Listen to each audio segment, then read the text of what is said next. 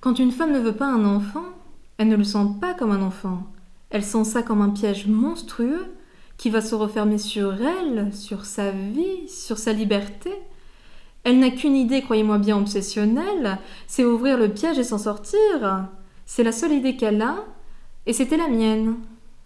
Mais au même moment, il y avait ce procès de Moknine où j'étais désignée comme avocate. Alors, j'avais commencé d'avorter. Je dis commencer parce que, à l'époque et en Tunisie, j'avais trouvé une faiseuse d'ange, comme on dit, qui m'avait mis une sonde, et avec la sonde, on se promène.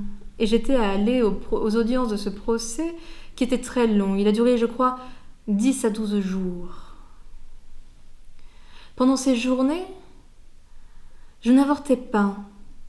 Je retournais le soir voir la faiseuse d'ange qui me disait « Attendez », une fois elle m'a changé de sonde. Et pendant ces journées, pour moi, ont été des calvaires, parce que je souffrais beaucoup. Puis j'étais debout.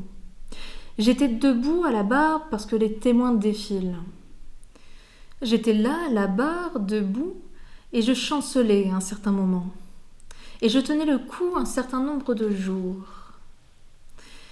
Et je regardais là, moi, alors que j'avais un espèce de brouillard devant les yeux, je regardais costauds, vaillants, forts, sûrs d'eux, sûrs de leur avenir. Moi, je n'étais pas sûre du lendemain.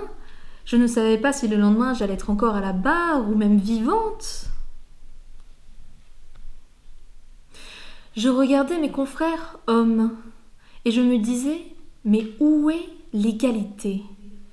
Est-ce qu'il n'y a pas déjà une injustice fondamentale dans le fait que eux n'auront jamais ce problème, tandis que moi, je suis là en train d'avorter clandestinement, je dis bien, parce que si j'avais avorté autrement, le problème ne se serait pas posé.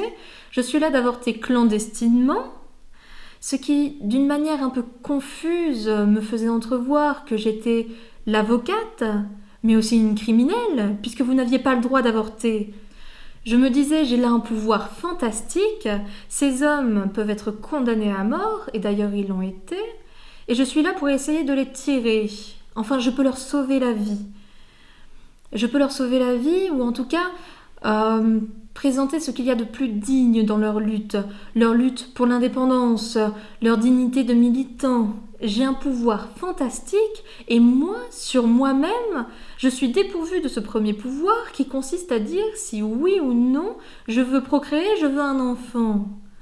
Alors si vous voulez, je me suis rendu compte, je sais pas, brusquement, tout m'est apparu dérisoire.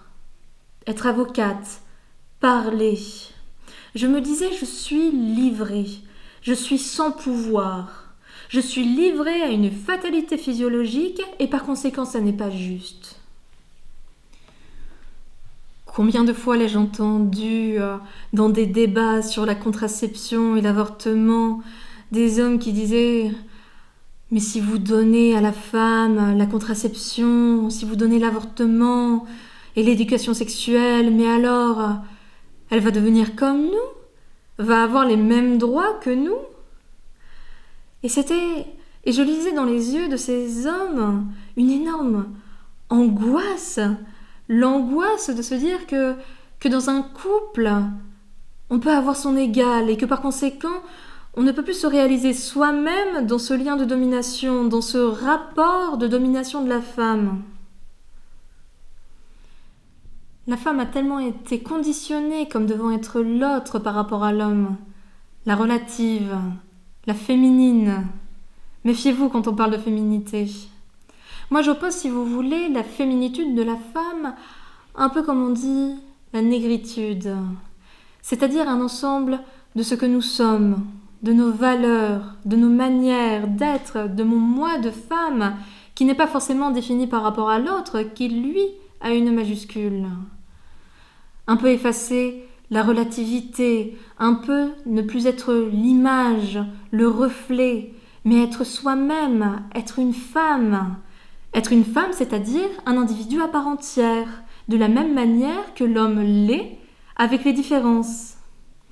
Les différences qui ne peuvent pas être source d'infériorité, parce que c'est là un petit peu le piège et l'escroquerie. On vous dit « Mais vous admettez bien que vous êtes différente ?» Qu'est-ce que ça veut dire? Oui, et tant mieux dans un sens. Moi, je suis...